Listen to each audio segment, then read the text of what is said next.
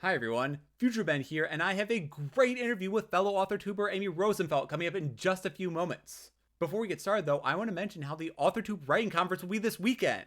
There will be incredibly talented writers, self-published authors, and famous AuthorTubers who will be sharing their experience and knowledge so that we can all improve our skills. Also, I'll be presenting that Sunday at 11 a.m. Eastern Time with a topic entitled I Don't Have My Shit Together, Imposter Syndrome Struggles. This will be all about how I overcome my self-doubts so that way I can write without feeling inhibited. Hopefully, by following some of these tips, we can all publish the novels of our dreams without being held back by feeling like we aren't good enough. I hope to see you there.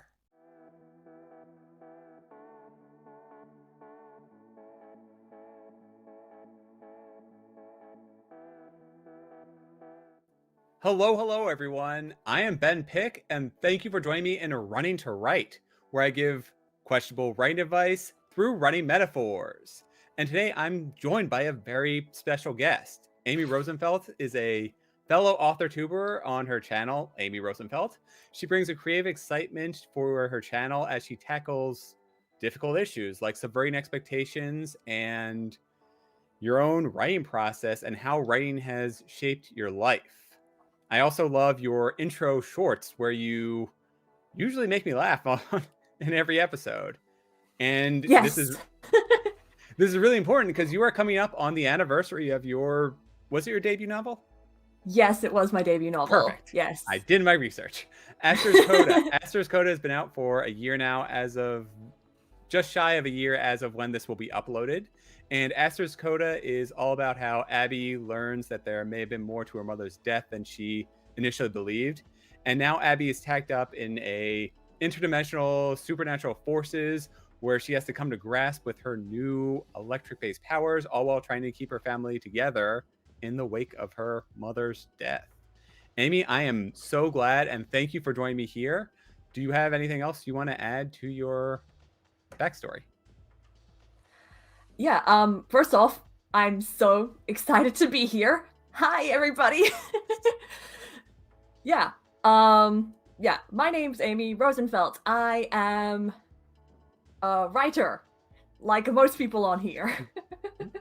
Yeah, I've been doing writing. Creative writing has been a passion of mine ever since I wanted to boost my grades up about it in primary school, which is the New Zealand and Australian equivalent of elementary school in America. So when I was around 10 years old.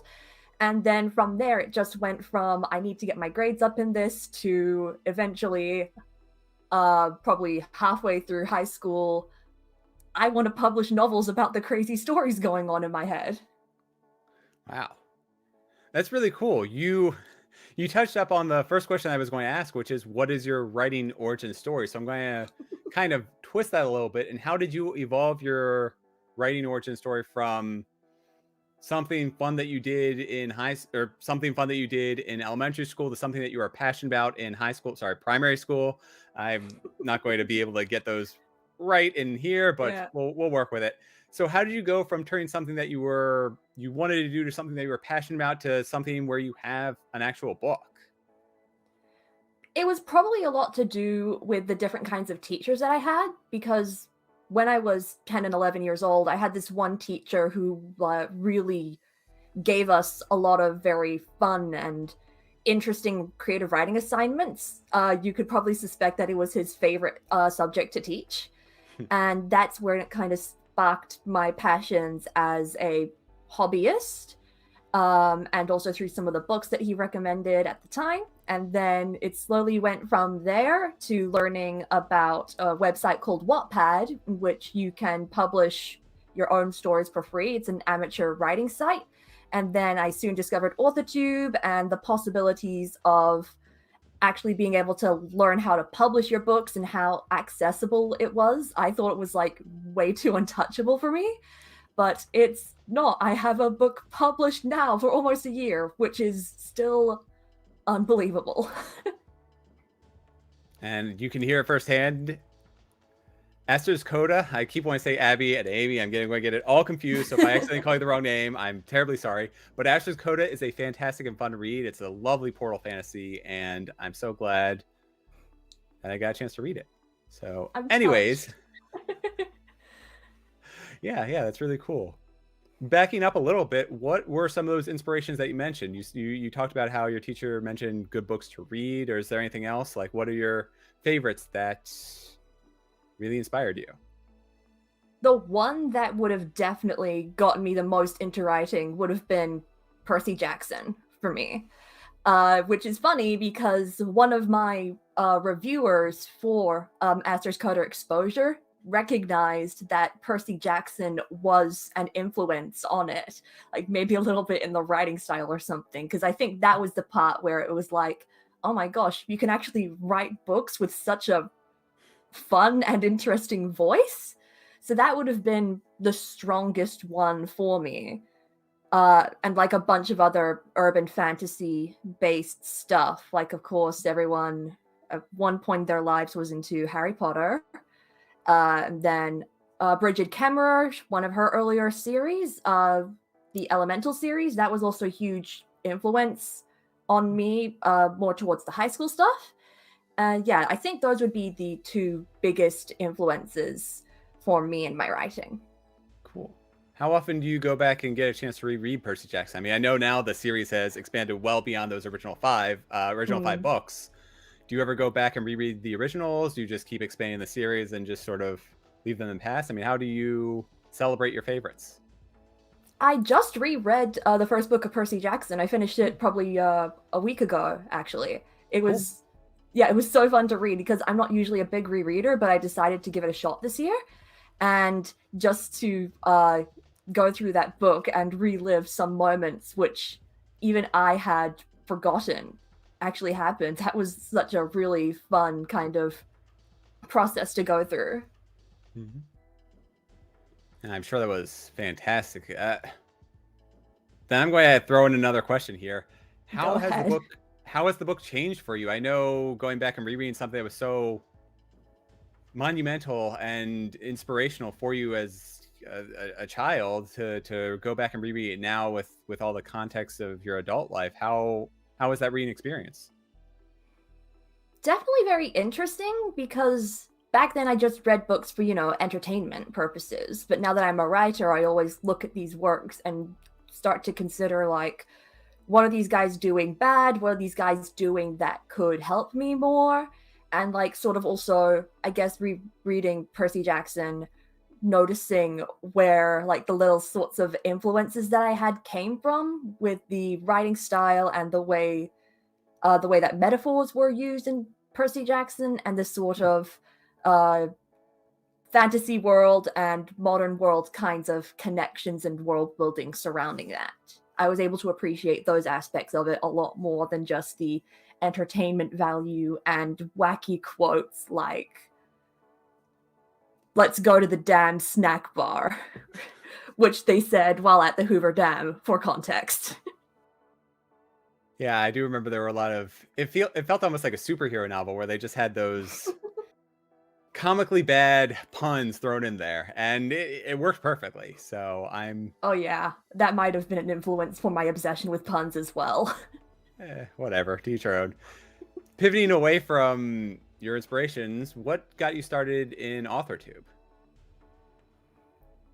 I just sort of stumbled upon it when I was just doing writing stuff, and then I think writing video or like a writing advice video just so happened to pop up on my YouTube recommendation because algorithms can be scary and know what you want sometimes. And so I ended up looking into that and into those videos and just sort of got sucked into the rabbit hole of like learning from these videos. And then I knew at some point that I wanted to create my own AuthorTube once, of course, I got like the right sort of experiences, the right sort of information, some kind of, trusted voice. And eventually I came up with that while I was at university and just sort of went from there, constantly trying to find my voice, find different topics that interested me, things that my own audience would be interested in. And yeah, I've just been having an absolute blast doing it every single video. Well, I'm glad that you did it. That energy and that humor and that sense of just you really comes through in your videos. Like I mentioned with those short your little intros before you do your blanking on the words, but you have like this. It's really creative with the way that you do your videos, because you do this like little short 5-second clip, and then it goes into your introduction, and then it goes into the actual material that you're presenting, and it's just such a lively way to engage an audience. Yeah, other like YouTube personalities that I have seen outside of AuthorTube have done that, and that kind of like brought an influence onto me. Like that's something that I want to do, because I later learned this when studying like social media and just the way that the internet works. You usually have in a video or any kind of content, usually 5 seconds to captivate people. And it just so happened that I was doing that without knowing that bit of information. So lucky me, I guess. You're a trendsetter, or you know exactly how to connect to your audience then. It definitely seems so. What inspired you to write Aster's Coda? It's hard to pinpoint entirely how this idea came to fruition, but I think it linked back to this one time when I was busy like doing homework or whatever people do when they're, you know, in the New Zealand equivalent of middle school at home, and in the other room, my dad, he was watching Iron Man. He was, and still is, huge into superhero films. And I was just looking at that and the way that things presented, and I was just thinking that it's always males that are presented in that way. That sort of like superhero thing. Well, back then it definitely was in terms of like film and stuff. And then basically what I created was, at the time, the female version of Iron Man, in a sense. Which was my main character, Abby, at the time, because I decided to make her an android in some form, like this android cyborg thing. And then eventually, after like writing it for so many years and developing it for so many years, she just ended up being God, I'm blanking on the creature name. She ended up being a core electric, where she has, you know, electric powers instead, or gains those electric powers later on in the novel. And that just felt a little bit more authentic to me, because before, when it was like an android or a cyborg in a fantasy world, it felt a little bit campy, and I didn't quite know how to build that into the world. But yeah, I think Iron Man would be the reason why Aster's Coda exists, I guess. Wow, that is not what I would have ever guessed. I can see how it goes to like electrical powers, because you still have the electronic gears inside, and that sort of makes sense. But that's impressive. Yeah, that's even like a very like remote link, because when you develop like a bunch of other stuff, it just ends up being like you don't entirely know where they've come from or where the idea has come from, because you've worked on it for so long. Well, I could picture Amy going through at the very end of the book and just eating a hamburger and saying, "I am Iron Man," or the equivalent of that in your world. So your inspiration worked. Okay, makes a note. Add that to the end of book 2. Well, they're still in a secret society, so it wouldn't quite work. But I trust you and your abilities. So, what was one of the greatest challenges to finishing or publishing Aster's Coda? When you say greatest challenges, do you mean a positive challenge or a negative challenge? Why not one of each? One of each, sure. Whatever you want to share with us. Yeah, sure. Let's share. Open book. A negative challenge for me would have been the beta reading process.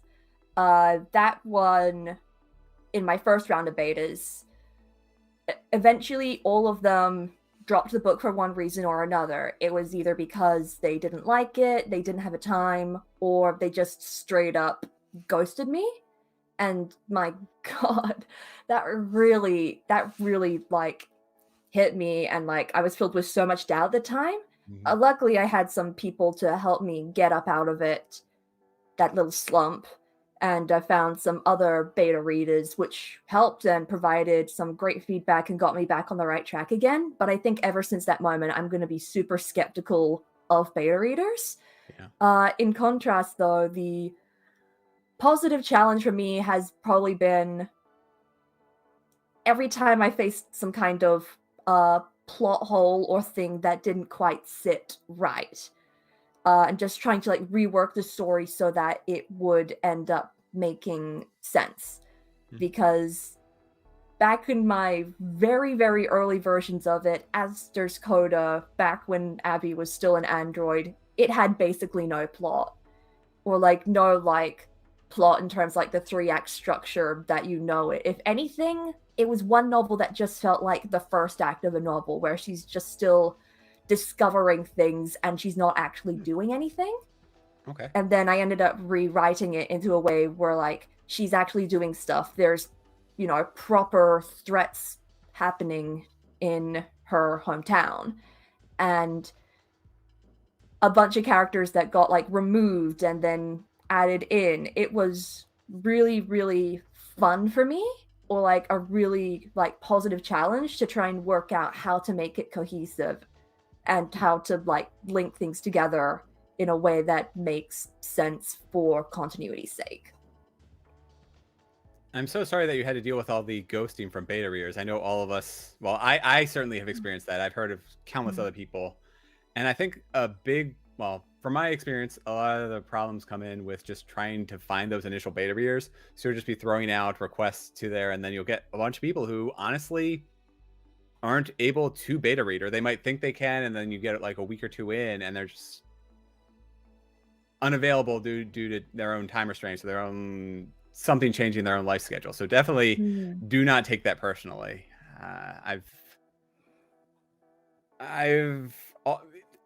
Every author I know has had to deal with ghosting from beta readers, so it's definitely not personal.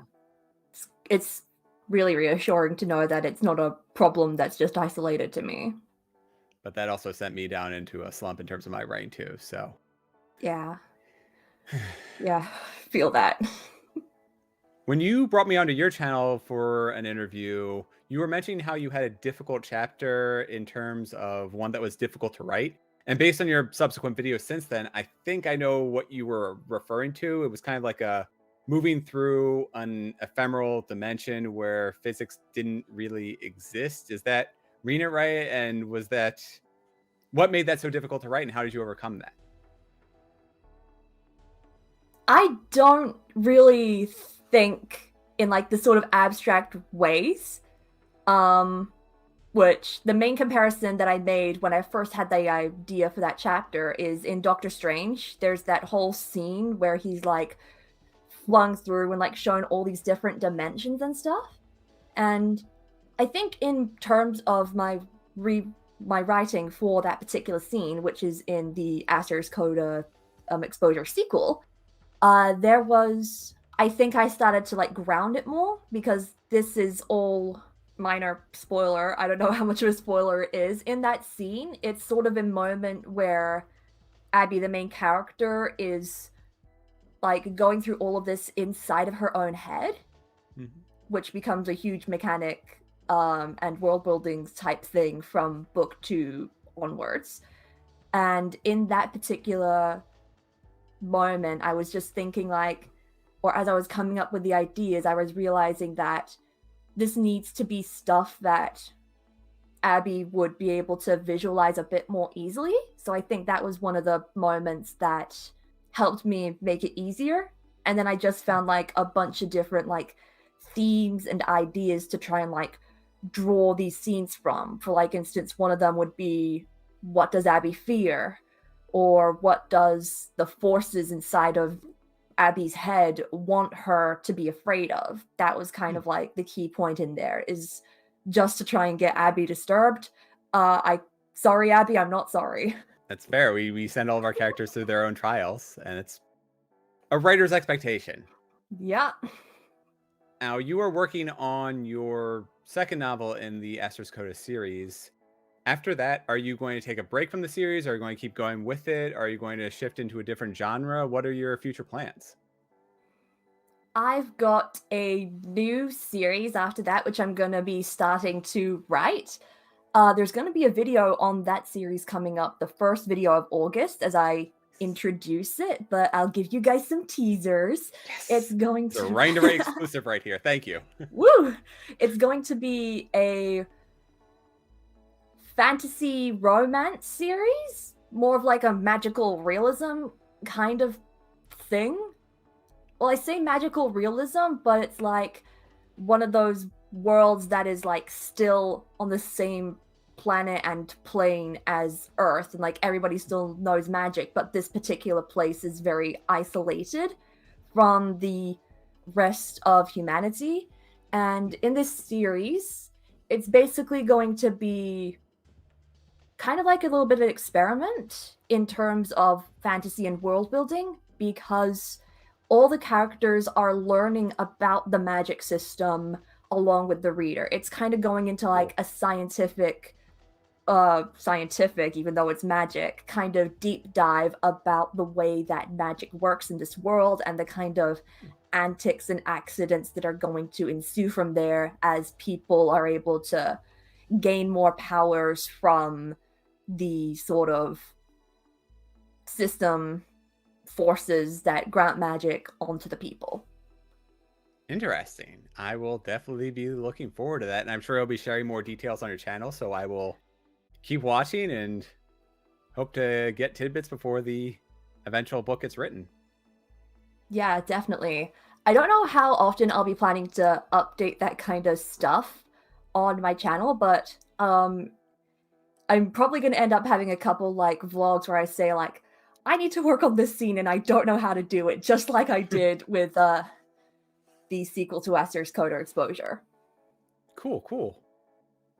You also have a strong BookTok following and recently created a video all about getting started on BookTok.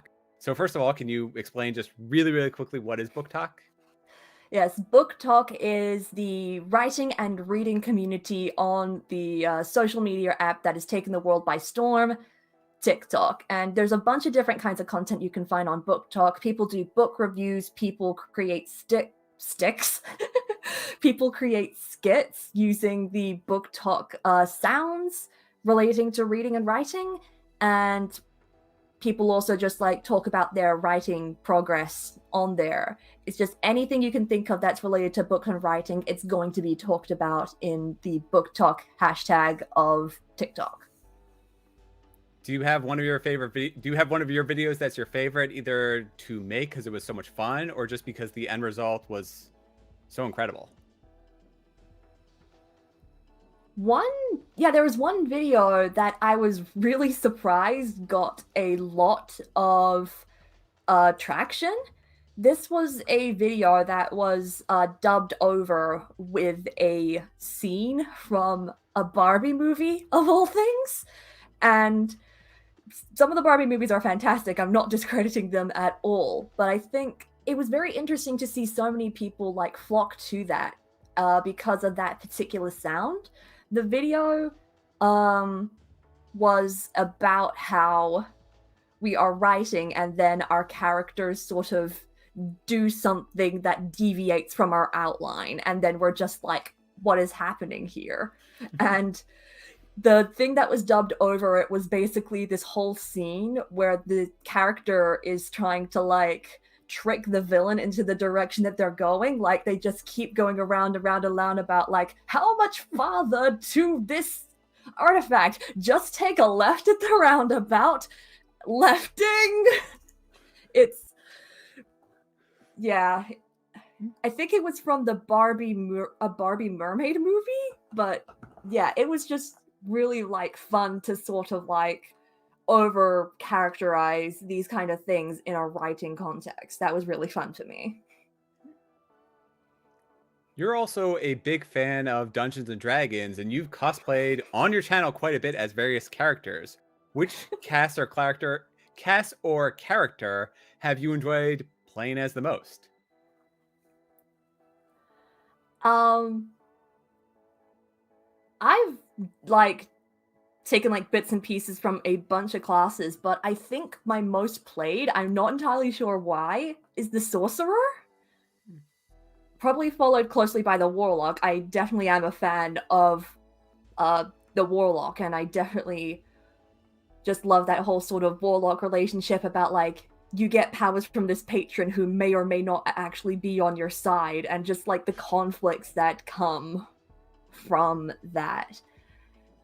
In terms of a character, I think one that I had a lot of fun playing was an elf ranger from the Feywild, and the reason why it was so fun to play her is because she has a massive crush on somebody else in the party, but he doesn't have the wisdom to realize that she's got a crush on him, and just sort of like the antics that ensue from that, she she flirts with him and it just goes right over his head. I've It's so had much fun when you can get when you can get a party to play off each other like that. That's incredible. Yes, definitely. Yeah, because I think I have a lot more fun with the character relationships that come up and like bounce off my own characters at times than I do the actual characters. Just because I'm a fan of character-driven stories and like books and stuff. As a follow-up question, what character and or class do you see yourself as? Bard. I'm a definite bard because, I'm out here writing stories, and then in my free time, I do, dancing and theater-based sort of things, and just, doing dress up, putting makeup on, in like really weird and fascinating situations. So, yeah, I'm basically the only thing that I don't have that would make me a bard is that I haven't quite learned how to play an instrument yet. That's overrated. If you can sing, you can, or dance, you can do. All you have to do is entertain. Now, I did want to get a little bit of revenge on you after failing so badly on your channel with the one-star review game, but I don't. I'm going down a slightly different path. And what is something that Okay. your viewers may not know about you that you feel comfortable sharing with them or with an audience? It can just be a random fun fact about you or something. It doesn't need to be that personal, is what I'm going with. Yeah. Yeah, okay, I might have to think about this for a little bit. Sure. Something. Because I'm just trying to think of, like, what kind of facts I have, like, told them about and what I haven't. This could be interesting. So, in high school, I was pushed a year ahead in maths, and because of that, and this different sort of math subjects that I was good at, I decided to take calculus as my sort of strand of maths to go in. In New Zealand high school, you either go the calculus strand or the statistics strand by the time you are year 13, which is like your last year. In America, And we don't do statistics at all. oh dang. It's just all calculus. Yeah, but yeah, I took They don't give us calculus, a even choice. though yeah, but I took the calculus strand of maths, even though I didn't need it at all for the path of study that I go into. Because you need to take calculus, like, if you want to do, like, physics or, like, a maths degree or something like that. And I wouldn't touch those kinds of degrees with a 10-foot pole. So I I took calculus. I don't know how good at it I was, even though I was a year ahead, but I took it. I didn't need it. I probably forgot most of the information about it by now. Fair enough. Fair enough. Yeah, I think there might have been some statistics built into a couple of courses here and there, but in my school it was all calculus the whole way, and then it wasn't until college where I had even a chance to do some in-depth statistical analysis. Well, we are coming to a close after this lovely, lovely interview, and I just want to know what's next for you. How far are you willing to take Abby's story? You mentioned that after this next book, you're going to switch over. Is there more to the story to tell that you'll tell in the future? Are you brainstorming some other ideas? Like where are your writing endeavors going? Yeah. Okay, so of course we've got the Asters Coda series. That's going to be 5 books, but after already drafting book 2 and being like this close to being finished, Like, I'm definitely going to be finishing it before July ends. I need to do a lot of, like, rewriting on the rest of the series to try and work out what is going on in that sort of thing, but it is going to happen. There's going to be 5 books released in the coming years. Who knows when? And then, of course, I've got my new the fantasy romance series coming up. That's definitely going to be written, and then just constantly brainstorming other story ideas and just trying to work out if they will stick or not, because I have a bunch that I thought would stick and haven't. So it's just going to be a wild ride, guys. Yeah, we all have folders and folders ideas that like just one sentence that it's whether or not you can turn it into a full-fledged book. And where can people find you? Tell us about your YouTube channel, tell us about your BookTok, Instagram. Where can people follow Amy Rosenfeldt?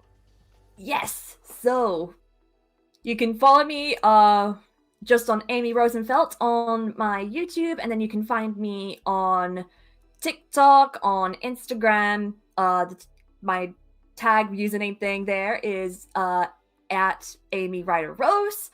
And then, of course, you've got my website, amyrosenfeldt.com, where I do book reviews, and you can check out a little bit of my writing progress type stuff on there. And then I do a couple of gigs on Fiverr if you need help with any kind of social media writerly type things. Awesome. And is there a monumental event coming up on YouTube that you want to maybe advertise here? Yes. Oh, how could I forget? I've been so excited about my book birthday that I forgot to tell it, like, completely. Yes. So, if I talked a little bit about Asters, Coda exposure and the kind of stuff surrounding that on here, and Ben has helped me out as well. So if you want to check that out, up until the end of July 2022, it's going to be on sale for $1 on most ebook sites. You might have to double check which ones. So yeah, $1 for you to check it out. I don't even care if you read it. If you just buy it, I'd be happy with that too.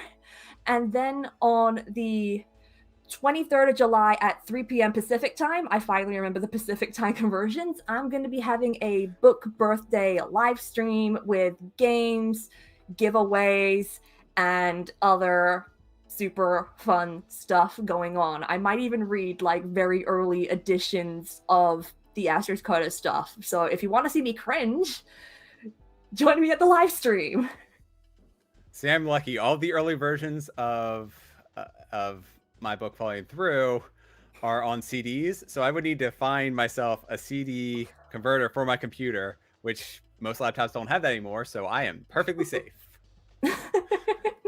Again, thank you for coming on to Writing to Write, and I really appreciate all of your insight and sharing the path that you've had as a writer and an author. And everyone, please check it out on July 23rd.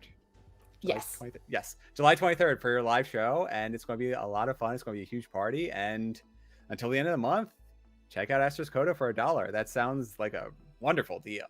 See you next time. Until then, enjoy Amy's works. Thanks, Ben. Thanks, guys.